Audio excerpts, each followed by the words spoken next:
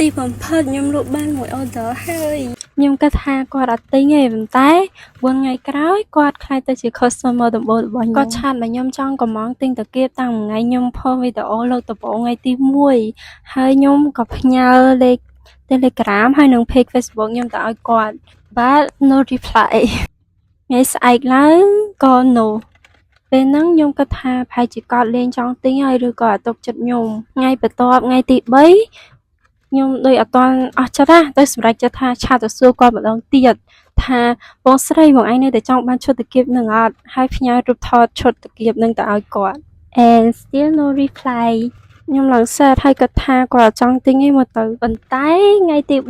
4ហើយជាម៉ោង11គាត់ reply មកខ្ញុំវិញគាត់ផ្ញើឈ្មោះលេខទូរស័ព្ទអាសយដ្ឋានឲ្យខ្ញុំហើយខ្ញុំគិតថ្លៃអីវ៉ាន់ថ្លៃដឹកឲ្យគាត់ភ្លាមគាត់បាញ់លុយឲ្យភ្លាមប្រើពេលតែ10នាទីជាងឯងខ្ញុំសប្បាយចិត្តឡើងខ្លាំងខ្ញុំពេញមួយថ្ងៃ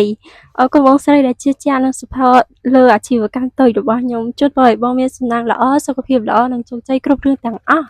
វាជាមេរៀនមួយដែលខ្ញុំរៀននៅថ្ងៃហ្នឹងគឺកុំខ្លាចអៀនសួរទៅភ្ញៀវខ្លះហានសួរទៅគាត់ទៅហេតុអីក៏គាត់អត់តបហើយគាត់ចោលរវល់អត់មានពេលតបឆាតអីចឹងណាបើថ្ងៃហ្នឹងខ្ញុំអត់ឆាតទៅសួរគាត់ម្ដងទៀតទេប្រហែលជា order ដំបូងរបស់ខ្ញុំនៅតែ0ដដែល